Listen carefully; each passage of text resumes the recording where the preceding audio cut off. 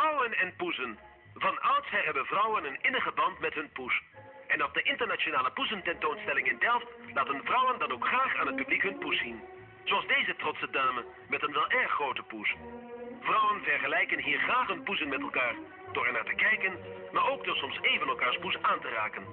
Nou, ze zegt lekker zacht hoor, zij. Ook kan men hier veel leren over voeding voor de poes. Want een gezonde poes, die moet genoeg binnenkrijgen. Om zo uiteindelijk een tevreden poes te kunnen zijn. Maar het oog wil ook wat. Vroeger hadden vrouwen het liefst een harige poes. Tegenwoordig is er de gebleekte poes.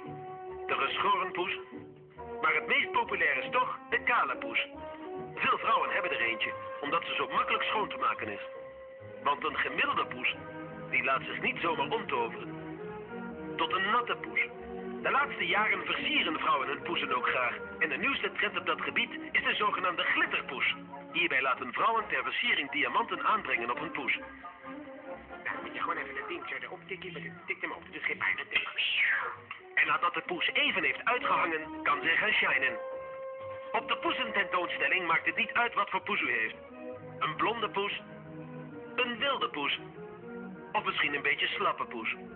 Er kan er uiteindelijk maar één naar huis gaan met de titel Poesje van 2014. Een mannelijke jury bekeek zorgvuldig alle lippen, haren en openingen van de poesjes.